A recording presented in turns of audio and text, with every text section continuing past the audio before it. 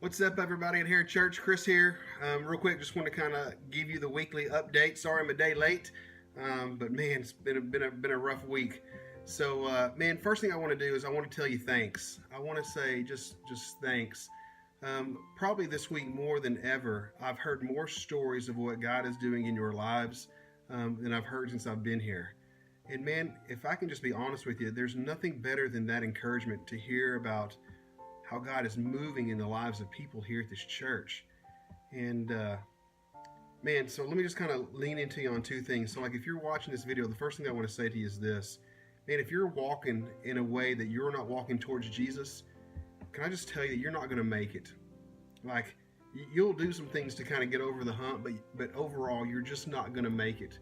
And man, I'll say this to you 1,000 times. I'm like, how sweet is your life really at this point? And so, man, I would encourage you just to turn around, like just turn around, and man, start walking with us.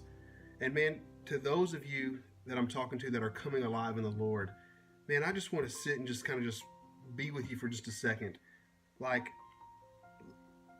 it's not me that's doing that. Like it's not some kind of great preacher, it's not some sermon. Like the reason that you're coming to life is because the word is being preached to you, and that's it.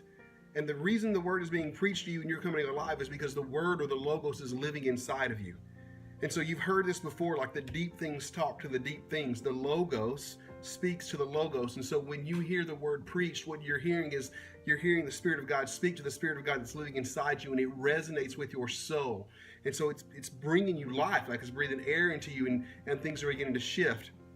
And what I want to just read to you is the same story that Paul read to Timothy. He says that, hey, for this reason, I remind you to fan into fire, the gift of God which is in you through the laying on of hands.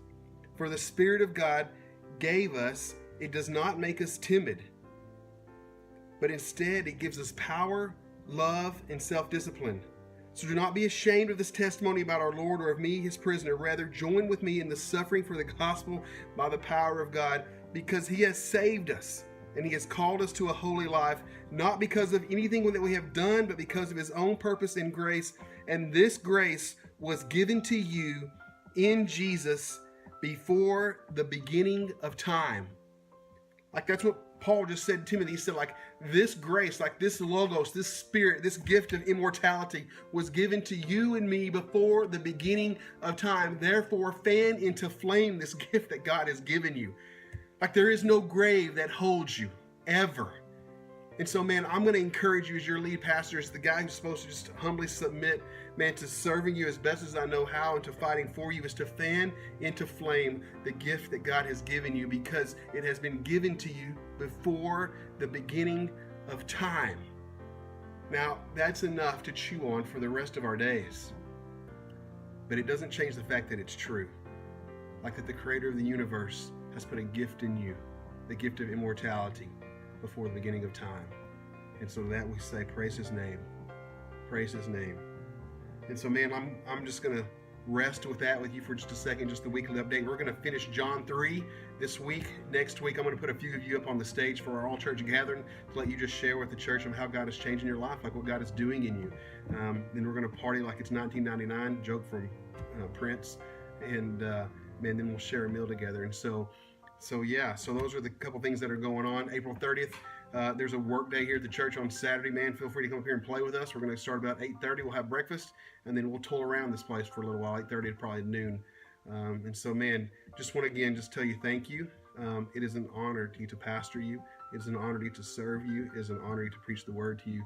It is an honor to get it's an honor to get to watch you come alive in the Lord. Like, there is nothing sweeter than that. And so for that, I say thank you very much, and we'll see you on Sunday.